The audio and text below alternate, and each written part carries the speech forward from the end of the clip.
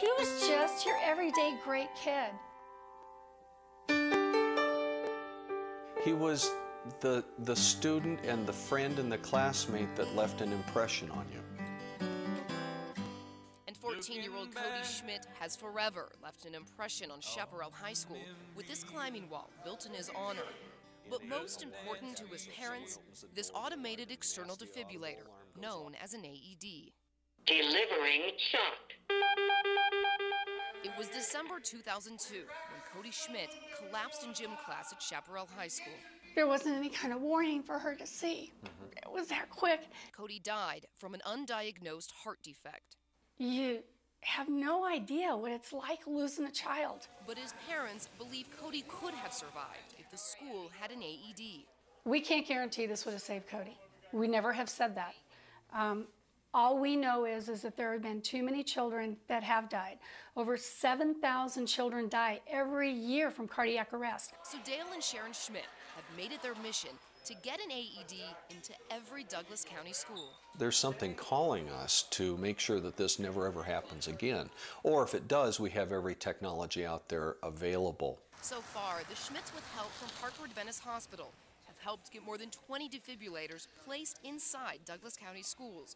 But it wasn't easy. Not all the schools were as willing as Chaparral to put AEDs inside. Many feared liability, but David's Law changed all that. Preparing to shock.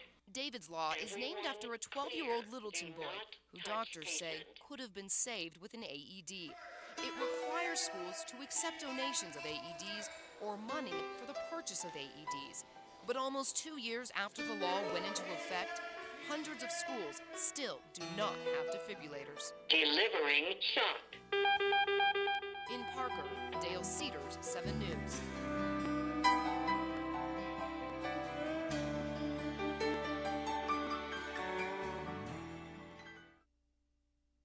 Maya Papaya, how's Miss Jambuso's class today? Every afternoon, Michael Malobsky is strictly a daddy. Did it hurt your hands again? Did you get a monkey bar bite? He specializes in snack time and hoops. There we go, that's right. But when the clock strikes 5 o'clock, this daddy is also a doctor. So you haven't been throwing up, but you've just been feeling very nauseous. Dr. Malobsky is reinventing the house call. I've got my equipment, which includes fluorescein for eye testing, blood sugar testing. He calls his service chicken soup. Rather than waiting in an emergency room for hours, Dr. Malobsky brings the emergency room to you. I knew that 80% of the time or more, the families didn't need to be in a hospital emergency room and generally got subpar care in an urgent care center that are not staffed with pediatric specialists. Does it hurt when I do this? No. Does it hurt when I do this? No. Does it hurt when I do this? No. Does it hurt when I do this? Dr. Malobsky treats everything from cuts to croup to ear infections to strep throat. And if he gets to your house and thinks it's more of an emergency, he'll arrange for you to get to a hospital. He records everything about his visit and will fax a report to your pediatrician the very next day. In this case, he doesn't look like he has any kind of infection, at least not right now. Like a bowl of chicken soup, parents say this service gives them peace of mind. Every time something happens, somebody's sleeping or somebody can't go, and he comes to us, and it's perfect. You're good to go, Zach. Lisa Hidalgo, 7 News.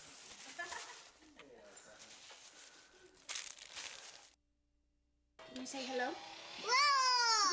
It's incredible. I love it. It's my job and I love to do it. A job that most moms would never think of saying no to, being the best mom they can be. But for moms who still want to work. Thanks for calling 10 till 2. This is Jill. Can I help you? A part-time placement agency might be your best bet. We'd had these careers in the past. Our skills were strong. There were companies out there that could use our skills. It was a matter of matching it up. For Laura Turner, this was a perfect match with her master's degree. I have all this time during the day when she's in school to accomplish things, to keep who I am. But if leaving your child is not an option, how about working right from home? Okay, you guys, I'm going to work now. Kathy Matherson's office is upstairs in her bedroom. Alpine Access helped Kathy find her dream job. Alpine Access was founded on the concept of, instead of the people coming to work, bring the work to the people. Another dream job, turning your hobby into some extra cash. It just kind of came together, just this cuteness of this little rhinestone and these ribbons and the habaneras that we wear every day. These moms can still put their kids first and use their crafty skills to create tippy-toe flip-flops. We have figured out a way to make that extra pocket money and then to do it with our girlfriends. These ladies make their sales through the internet, a tool other moms like Carolina Vega-Neff is also using to turn her idea into a major business. Take the risk, because if you don't take the risks, then it's failure from the beginning. Taking a risk is how Carolina started Bundle Up, an easy wraparound scarf that's practical and fashionable.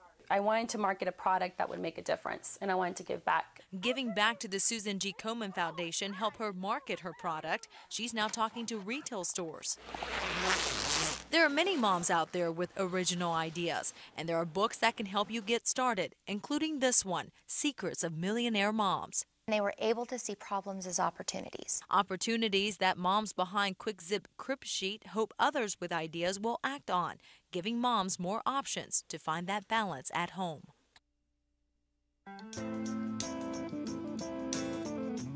It's very stressful when payday rolls around and you open up your check and you go, it's gone.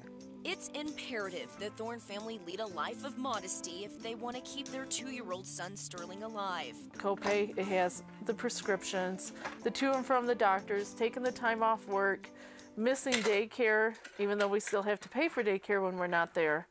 So it really adds up. Sterling is a cardiac kid, a miracle baby, born with what his mother describes as a bad heart. He was born with a 1.5 chamber heart, plus a bunch of other defects. The Thorne family spends on average about $700 a month in hospital bills. Now that's not including the gas it costs to get here from Fort Collins or the lost wages from time spent in Children's Hospital's hallways. 21-year-old Matthew Guidarelli isn't a doctor. He's not in medical school. He hasn't even taken the MCAT. But this Colorado State University student has a plan to save lives. It just came to me that, I can start a charity. I can do this. I can do something to make Hope a difference. in One is a charity Guidarelli is launching with Children's Hospital's help to pay medical bills like the ones the Thornes are facing. We've tried getting assistance through disability and SSI, but with our income, because we both work, we do not qualify. Hope in One isn't going to be looking at potential candidates on a quantitative analysis, more of a qualitative.